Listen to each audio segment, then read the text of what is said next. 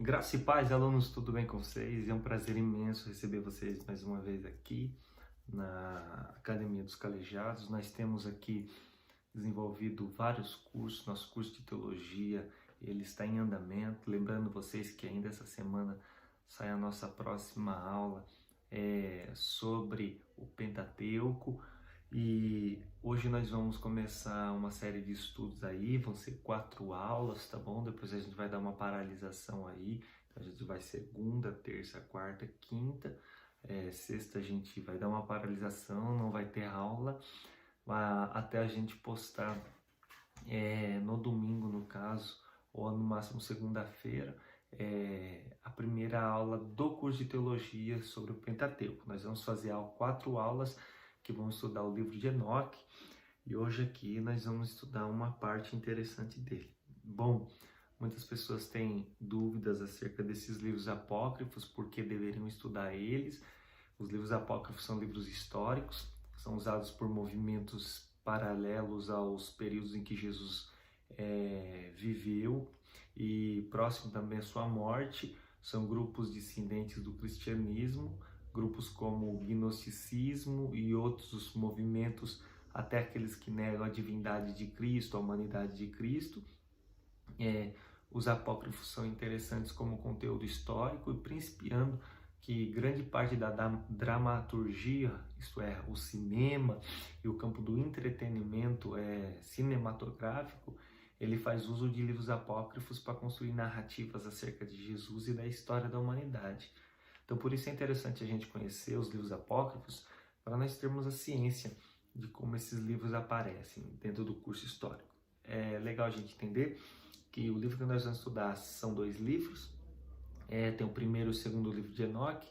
O segundo é um livro mais tardio, o primeiro ainda é um livro que a gente pode colocar aí mais ou menos entre o terceiro século, 300 anos, né? 300 anos antes de Jesus, e mais ou menos ali ele aparece no ano 298, coisa do tipo assim, antes de Jesus. Poderia bater entre o segundo século ainda, antes de Jesus Cristo. É interessante que ele é um livro que não entrou dentro do cânon judaico, então por isso não foi considerado como um livro habilitado segundo os judeus, e por isso quem fez a tradução da Septuaginta e até o Jerônimo da Vulgata não achou interessante usá-lo. E ainda que ele tenha muitos conteúdos que são citados por Tertuliano, Justino, Alexandre, ainda que o próprio Santo Agostinho tinha muita simpatia com esse livro, né? Ele não advogava a canonicidade, mas ele tinha simpatia. Nós vemos que esse livro ele é interessante para estudiosos. Ele traz bases muito profundas, como existe no livro de Judas, e nós vamos encontrar aqui algumas realidades e vamos explicar paralelo o que ele pode mostrar. Quero deixar aqui um recado para você. Se você desejar contribuir com o nosso curso, aqui abaixo tem o link da vaquinha e você pode ajudar a manter a nossa escola e fazer com que nós tenhamos um fundo muito maior para investir em você e em qualidade para este canal, tá bom? Segundo grande aviso, aqui embaixo vai ter o livro de Enoque, o primeiro livro, então você vai poder fazer download e vai ter acesso ao conteúdo em PDF para que você possa estudar na sua residência, tá certo? Então vamos lá. O livro de Enoque aparece aí, a gente vai ver os primeiros 5 capítulos agora aqui. Aparece falando sobre o futuro das gerações, né? E parece que Enoque vai aparecendo ali contextualizando para a gente acerca das palavras de Deus sobre o futuro das gerações. Ele vai contando como elas vão se manifestar, e ele parece que está mais com o olhar no futuro do que ali no próprio presente, no tempo em que ele está vivendo. Ele vai falando da glória do Senhor, o dia do retorno do Senhor, e alguns comentaristas apontam que isso seria uma referência ao Deuteronômio, né, ali no capítulo 32. Mas a gente encontra o Judas 1,14, esse texto exatamente. O Enoque diz que o Senhor vem com milhares dos seus santos.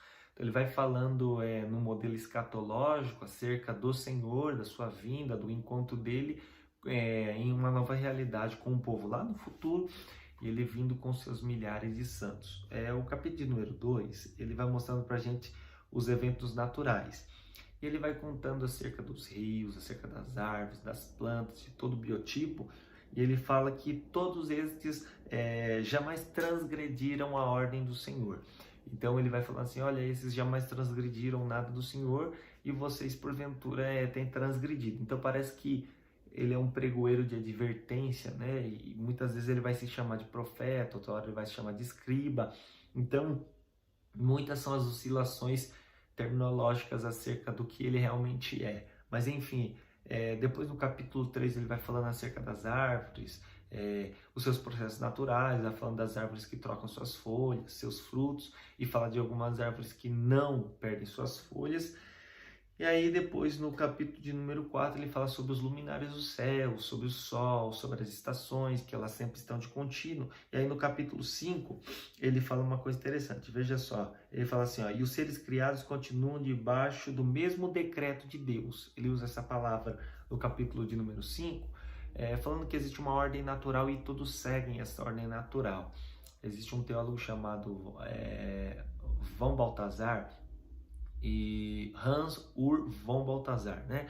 E o Balthasar, que é um teólogo muito conhecido dentro do meio católico, ele fala da incrível dança do universo, como se houvesse uma dança em que todos estivessem coligados para dançar dentro da existência em torno do querer do divino. E parece que ele coloca para a gente essa realidade. Isso está diante dos nossos olhos, né? Que todo o processo natural está debaixo de um decreto de Deus, e toda a criação ela segue este itinerário e não tem a possibilidade de fugir dele. Mas então ele diz assim, ó, e nós, né? Ele pergunta, e nós, como ficamos? Aí no versículo de número 3 do capítulo 5, ele fala assim, e vós, né? Tiveste perseverança? Então parece que desde aqueles dias existe uma oscilação muito grande na humanidade acerca do servir o divino, de estar com o divino, de ser parte, né, do querer e do processo existencial que o divino deseja. Vou tomar uma água aqui, que hoje o dia está bem seco. Perdão isso porque a gente não está fazendo edição, então para não ter corte no vídeo eu tenho que fazer assim. Mas enfim, vamos lá. Dentro de todo esse processo, uma coisa que a gente entende é que parece que o Enoque tenta também identificar os processos da queda, né, e os resultados que ela trouxe. Ou seja, que a humanidade agora rebeliada está e ela não consegue se fixar na verdade ou servir a Deus com boa disposição. Mas, diante disso, a virada para o capítulo 6, o livro de Enoque agora vai mostrar para a gente a primeira parte do livro dos anjos. E aí começa uma questão bem interessante. Você já assistiu Noé, que foi gravado por Hollywood, esse novo filme, que você via que tinha os gigantes, os nefilins, e aí você via um Noé, tipo, numa luta social, e você via que os próprios nefilins, eles tinham fala com Noé, e eles eram seres amedrontadores, né? O livro de Enoque é toda a base para a construção do filme Noé. E ele é quem dá toda a ideia que as pessoas têm acerca de que aquele termo que existe em Gênesis, os filhos de Deus, não...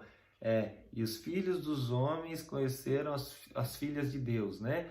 E essa concepção que aparece dentro do texto está aqui dando a identidade de que seriam realmente anjos que vieram para ter relação com as mulheres e assim tiveram filhos, e esses filhos foram os gigantes. Mas a gente vai ver aqui em todo o contorno que algumas aberrações vão aparecer. Por exemplo, o capítulo de número 6... o Adam Clarke, que é um famoso pensador, teólogo, ele trabalha a ideia do que Néfilins, né, seria a ideia de gigantes, né?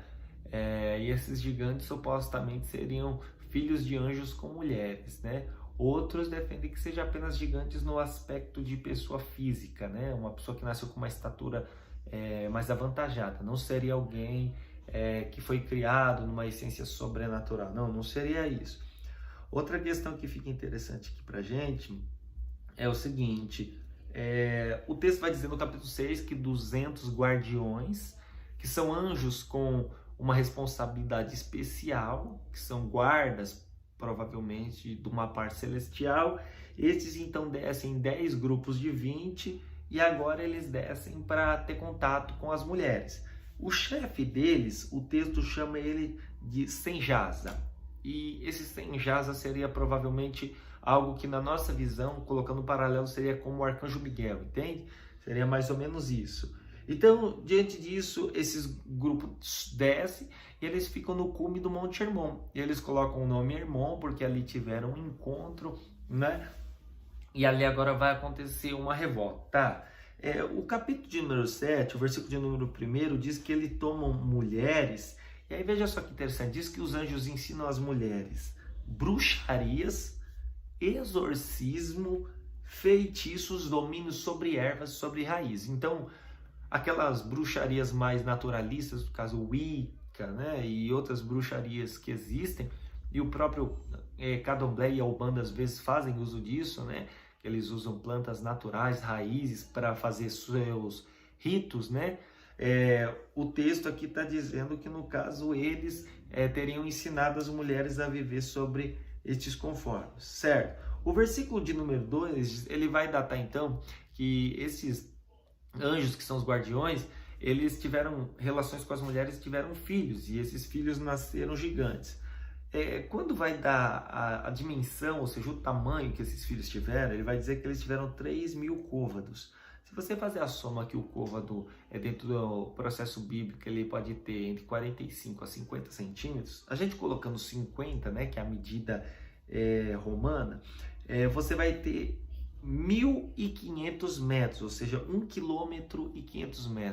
Então você soma aí da sua casa, né, 1.500 metros, o tamanho que seriam esses gigantes na ideia do livro de Enoque. Então, para que a gente encontrou a primeira aberração em que o livro de Enoque mostra para a gente que seriam seres quilométricos, então seria uma coisa gigantesca. Se você pegar, existem até cidades que são pequenas, né? Você atravessando ela dá menos do que 1 quilômetro dentro dela. Então, no caso, seria o tamanho desses gigantes. Perfeito. Diz que eles começaram a devastar a terra, que eles começaram a comer tudo. Então, o versículo 3 do capítulo 7, a gente tem aqui uma fala interessante, diz que a terra clamou. Você lembra que a terra já fez um primeiro clamor anteriormente a Deus, no Gênesis, quando diz que o sangue de Abel caiu na terra, e a terra clamou a Deus dizendo: poxa, Senhor, o Senhor me criou para dar fruto, e agora esse sangue está aqui, eu não sou para receber sangue. Então, de novo, existe um clamor da terra, pedindo para que haja, né, a restauração do processo natural. Aí o capítulo 8 chega, ele diz que os anjos, eles promovem perversão, ao ponto que eles pervertem toda a humanidade, começam guerras, começam processos de degeneração, os gigantes ficam completamente bravios, e aí diante disso, né, os homens começam a gritar, clamando a Deus, e diz que o clamor desses homens chegaram até os céus por causa desses gigantes. E aí o capítulo de número 9 aparece então para a gente aqui 4 novos anjos. Aparece Miguel, que a gente conhece, aparece Uriel, Rafael e Gabriel. Rafael é um anjo que aparece, claro, em Macabeus e outros textos, a gente sabe que esse anjo aparece, mas aqui no livro de Enoque ele também aparece. Beleza. Chegando diante disso, diz que esses anjos chegam até Deus, conversam com ele, pedem para que ele ouça o clamor de toda a humanidade e tenha misericórdia dela. E diante disso diz que Deus ouviu. E o capítulo número 10 diz que Deus então vai falar com o filho de Lameque e dá uma sentença a ele. Ou seja, fala para ele acerca do dilúvio. Esse filho de Lameque, Noé, né? E aí o capítulo de número 11, né, fala uma coisa bem interessante. O capítulo de número 11 fala que Enoque tinha desaparecido, que os homens não conseguiam mais ver ele, e aí diante disso diz que os anjos que estão caídos, eles recebem agora uma sentença. Então, uma sentença está sobre eles. Qual é? Os anjos, no caso, o Ariel, é isso mesmo, né? Uriel, Miguel, Rafael e Gabriel tinham que descer para falar para esses anjos caídos, os guardiões, que eles não voltariam mais aos céus. E uma coisa, eles estavam diante do depósito de bênção, que no caso seria Deus, e viveriam em paz e verdade, mas agora escolheram outra hipótese. Aí, diante disso, o capítulo número 12, né, nesse desaparecimento de Enoque, Enoque tem que anunciar aos guardiões, ou seja, esses anjos, o que vai acontecer. Por quê? Porque eles chegam até Enoque para que Enoque interceda perante Deus sobre a vida deles. Eles ficam desesperados e procuram alguém. E aí o Enoque fala para eles, olha, eu vou dizer uma coisa para vocês, vocês não vão ter mais paz, tá? Então vocês já entendem uma coisa, vocês nunca mais vão encontrar paz. Deus dando o recado para Enoque, no capítulo 3, a sentença que Enoque tem que levar é o seguinte, é a súplica dos guardiões. E o seguinte, quando Enoque recebe a súplica deles, ele começa a contar a visão que ele teve, porque parece que ele foi meio que arrebatado, né? Transladado. E aí, diante disso, o capítulo de número 13 diz que quando Enoque levou até Deus, ele começa a fazer a narração da casa de Deus. Ele fala que viu uma cidade, e entrou num lugar onde o céu, o arco, né, era feito de cristal, onde ele via fogos, ninguém chegava perto desse ser, ele brilhava muito, fogo rodeava ele, havia fogo do lado, e ele começa a dar a narrativa acerca do céu, tá? E o capítulo de número 15 diz que quando Deus fala até Enoque, ele fala assim, veja que engraçado, os anjos deveriam, né, no caso, interceder pelos homens, mas nesse caso é um homem que está intercedendo pelos anjos, ou seja, falando, já que esses anjos quiseram entrar no propósito de ser homem, não queiram eles divinizar você, Enoque, porque você está fazendo o papel de um anjo, e na verdade eles estão fazendo o papel de um homem, então eu vou tratar eles como um homem. Então Deus, diante disso, dá o veredito a eles, para Enoque, falando que agora eles vão receber uma sentença, vão receber o castigo, e não existe mais nada que Deus possa fazer por eles. Aí o capítulo de número 16 diz que Deus fala assim para Enoque, olha, esses conheceram os segredos dos céus, não conheceram tudo, mas conheceram alguns, e alguns segredos que eles conheceram, eles revelaram aos homens, não deveria ter revelado. E aí, diante disso, fica uma questão bem estranha, né?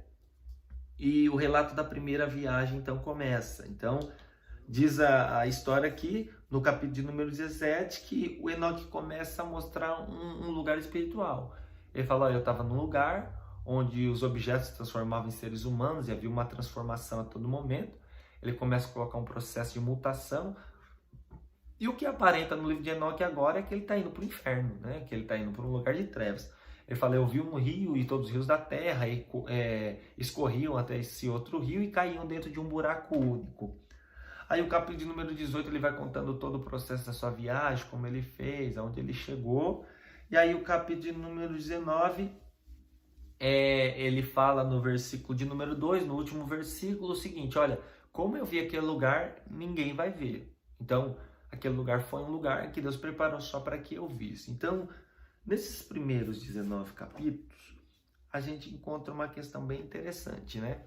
Toda a fala de Enoque, mostrando a ideia de Noé, e aí Deus falando também uma coisa bem interessante ali no capítulo 19, eu vou fazer com que o dilúvio caia sobre os homens, mas uma coisa é certa, nunca mais eu derramarei um dilúvio sobre eles novamente. Uma coisa que fica interessante aos nossos olhos é que Deus está mostrando novamente o pacto de sua aliança como a nossa Bíblia tradicional mostra. Então, parece que o livro de Enoque não foge muito do que o livro de Gênesis relata, né? Isso historicamente falando, claro, doutrinariamente falando, o livro de Enoque, ele fantasia muitas questões, né? Ele é um livro fantasioso, ele é uma fábula. O nosso Gênesis é completamente distinto, ele é uma narrativa. Mas, enfim, chegando sobre esse ponto, acho que o Enoque é interessante nos 19 primeiros capítulos para isso. E nós temos aí em torno de quase 112 capítulos, então a gente vai discorrendo eles aí nos próximos vídeos. Eu espero que essa aula tenha sido grandiosíssima para você e tenha te acrescentado muito. Eu só espero que você continue aqui no nosso canal, compartilhando as aulas para todo mundo, e essa é a primeira aula sobre o livro de Enoque. A próxima, eu espero você amanhã, tá bom? E nós estaremos postando aqui com muita alegria, tá certo? Um beijo no coração, muito obrigado, fecha comigo. Valeu!